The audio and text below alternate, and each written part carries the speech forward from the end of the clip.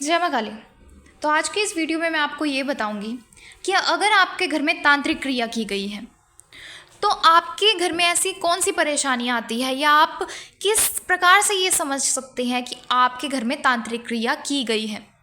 क्योंकि काफ़ी सारे ऐसे व्यक्ति होते हैं जिनके दुश्मन होते हैं, वो आपके ऊपर तांत्रिक क्रिया कर देते हैं, लेकिन आपको ये समझ ही नहीं आता कि आपके घर में किसी नकारात्मक शक्तियों को भेजा गया है। और आपको जब इस बात का पता चलता है तो काफ़ी देर हो चुकी होती है, तो अब आपको कुछ नहीं समझ आता कि अब क्या किया जाए। और अगर काफ़ी लंबा समय हो जाता है कि आपके घर में तांत्रिक क्रिया की गई है या आपके घर में नकारात्मक शक्ति है, और जैसे उस शक्ति को आपके घर में 3 साल हो चुके हैं, 5 साल हो चुके हैं, 10 साल हो चुके हैं, इस प्रकार से वो नकारात्मक शक्ति काफ़ी लंबे समय से आपके घर में होती है, तो उस शक्ति को बाहर निकालना कहीं ज़्यादा मुश्किल हो जाता है। और उस समय पर ये काफ़ी कम चांस होते हैं कि वो नकारात्मक शक्ति आपके घर से बाहर निकले, और उस समय तक वो नकारात्मक शक्ति आपके घर में बहुत कुछ तबाह कर चुकी होती है। तो आज मैं आपको कुछ ऐसे ही लक्षण बताने वाली हूँ कि अगर आपको अपने घर में, आपके परिवार में, आपके परिवार के सदस्यों में या आपके साथ कुछ इस प्रकार के लक्षण दिखाई देते हैं, तो आप समझ जाएं कि आपके ऊपर तांत्रिक क्रिया की गई है और आपके घर में नकारात्मक शक्तियाँ हैं। तो अगर आपको भी कुछ इस प्रकार के लक्षण अपने घर में दिखाई देते हैं जो मैं आपको बताने वाली हूँ, तो आप समझ जाएं कि आपके घर में नकारात्मक शक्ति है। आप जल्दी से जल्दी उन नकारात्मक शक्तियों को अपने घर से बाहर निकालिए। तो अगर आप भी इन लक्षणों के बारे में जानना चाहते हैं तो वीडियो को एंड तक ज़रूर देखें, और वो भी बिना स्किप किए। तो चलिए वीडियो को शुरू करते हैं। तो सबसे पहला लक्षण मैं आपको ये बता देती हूँ कि जब आपके घर में किसी नकारात्मक शक्तियों को भेजा जाता है या आपके घर में कोई तांत्रिक क्रिया की जाती है, तो ऐसे में आपके साथ ये होता है कि अगर आप पूजा पाठ करते हैं, आप अपने घर में अपने पितरों को भोग देते हैं, आप अपने घर में अपने कुल देवी और कुल देवता को भोग देते हैं, और जब जब आप अपने घर में इन देवी देवताओं को भोग देते हैं, आप जितनी पूजा पाठ करते हैं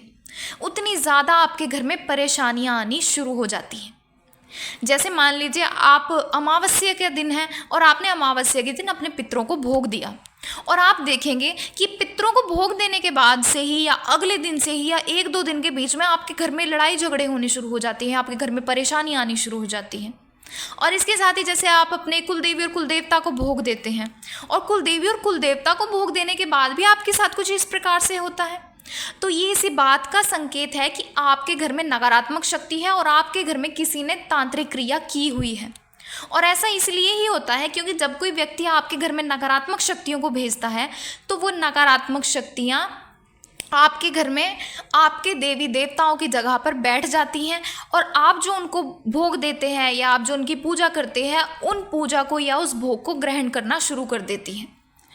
क्योंकि जब कोई तांत्रिक आपके ऊपर तांत्रिक क्रिया करता है तो सबसे पहले वो आपके पितरों का और आपके घर के कुलदेवी और कुलदेवता का बंधन करता है, और उस स्थान पर वो नकारात्मक शक्ति बैठ जाती है। और नकारात्मक शक्ति जितना वो भोग ग्रहण करती है, जितना वो पूजा पाठ वो लेती है, उतनी ही आपको परेशानियाँ आनी शुरू हो जाती है, और आप ये सोचते हैं कि हम तो जितनी पूजा पाठ कर रहे हैं हमें और ज़्यादा परेशानियाँ आ रही हैं, पूजा पाठ करने के बाद भी हमारे घर में परेशानियाँ आ रही हैं। तो इसके पीछे का यही कारण होता है कि आप जो पूजा पाठ कर रहे हैं या आप जो भोग दे रहे हैं, वो आपके देवी देवता या आपके पितरों को जाने की जगह पर उस नकारात्मक शक्ति को मिल रहा है। तो ये इसी बात का संकेत है कि नकारात्मक शक्ति आपके घर में है। इसके बाद अगला लक्षण ये होता है कि आपके घर का जो मेन मुखिया होता है, यानी कि जो मेन व्यक्ति है, जो कमाने वाला व्यक्ति है, जिस व्यक्ति के द्वारा ही आपका घर चलता है, जिस व्यक्ति के माध्यम से आपके घर में पैसे आते हैं, जो व्यक्ति आपके घर के फैसले लेता है, जिस व्यक्ति के ऊपर ही आपका पूरा घर है, वही व्यक्ति बीमार हो जाता है। यानी उसको कुछ ऐसी बीमारी लग जाती है कि वो बेड से ही नहीं उठ पाता या काफ़ी लंबे समय तक वो बीमार रहता है, और ऐसे में उस व्यक्ति का व्यवसाय भी छूट जाता है। यानी जो वो कार्य करता है या वो जो काम करता है जिससे वो अपना घर चलाता है, वो उस व्यक्ति का काम भी छूट जाता है, और यहाँ तक कि वो व्यक्ति डिप्रेशन में चला जाता है। वो उस व्यक्ति को ऐसी ऐसी बीमारियाँ आनी शुरू हो जाती है। डिप्रेशन में आने के कारण उसके सोचने और समझने की शक्ति खत्म हो जाती है। यानी वो व्यक्ति सही फैसले लेने की जगह पर गलत फैसले लेना शुरू कर देता है, जिस कारण से उनका घर उन्नति की ओर जाने की जगह पर उन्हें नुकसान होना शुरू हो जाते हैं। और फिर इसके बाद अगला लक्षण ये होता है कि धीरे धीरे करके आपके जो परिवार के सदस्य हैं उनका आपस में मनमुटाव होना शुरू हो जाता है। यानी आप देखेंगे कि आपके घर में जो जो सदस्य थे उनका आपस में रिश्ते बहुत अच्छे थे, वो बहुत प्यार प्रेम से एक साथ रहते थे। लेकिन जब आपके घर में कोई तांत्रिक क्रिया होती है या आपके घर में कोई नकारात्मक शक्ति आती है तो उस समय पर आपके घर में लड़ाई झगड़े होना शुरू हो जाते हैं। छोटी छोटी बातों को लेकर आपके घर में लड़ाई झगड़े होना शुरू हो जाते हैं, और यहाँ तक कि जो आपके घर परिवार के सदस्य हैं वो एक दूसरे की शक्ल तक देखना पसंद नहीं करते, या वो ऐसा सोचने लग जाते हैं कि हम इस घर से चले जाएं या इस व्यक्ति को घर से निकाल दें। तो इस तरीके से आपके घर का माहौल बिल्कुल ही ज़्यादा खराब होने लग जाता है। उसके बाद अगला लक्षण ये होता है कि आपको नुकसान होने शुरू हो जाते हैं। जैसे आपके घर में पैसों को लेकर आपके नुकसान हो जाते, या आपके घर में जो आपके वाहन होते हैं या वो चोरी हो जाते हैं, या आपके पैसे चोरी हो जाते हैं, या आपको काफ़ी ज़्यादा नुकसान हो जाता है, या आपके पैसे लेकर कोई चला जाता है, या आपने जिससे पैसे लेने होते हैं वो व्यक्ति आपको पैसे देने से मना कर देता है, या आपके घर में जो भी सामान है जैसे इलेक्ट्रॉनिक्स जो सामान होते हैं धीरे धीरे करके वो ख़राब होना शुरू हो जाते हैं। यानी कि आपके घर में धीरे धीरे करके नुकसान होना शुरू हो जाता है। ये इसी बात का संकेत है कि आपके घर में नकारात्मक शक्ति है। अब इसके बाद अगला लक्षण ये होता है, ये है कि आपके घर में एक्सीडेंट होना शुरू हो जाते हैं।